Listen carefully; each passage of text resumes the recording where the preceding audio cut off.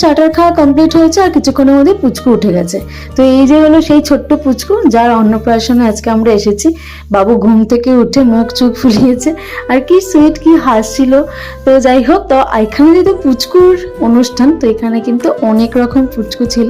তো সবাইকে দেখানো সেভাবে পসিবল হচ্ছে না। তো এই পুচকুটা না অনেক বেশি সুইট ছিল। সবচেয়ে ভালো ছিল এই ড্রেসটা। ও ড্রেসটা আমি বারবার করে তাকিয়ে দেখছিলাম যদি এরকম আমি একবার করতে পারতাম। তো যাই হোক, অনেকটা রাত হয়ে গেছিলো। তারপরে আমরা চলে গেছিলাম সোজা ডিনারে। ডিনারে কিন্তু আমার একটা ফেভারিট আইটেম ছিল, যেটা আমি ভীষণ ভীষণ ভালোবাসি, আর এটা পেয়ে আমি ভীষণ খুশি হয়েছিলাম। স্যালাডের ওখানে অনেক রকম আইটেম ছিল। তো আমি নর্মালি শসা পেঁয়াজি চলে গেছি। তারপরে নিয়েছিলাম কচুরি, স্টাফ পটেটো আর ফিশ ফ্রাই।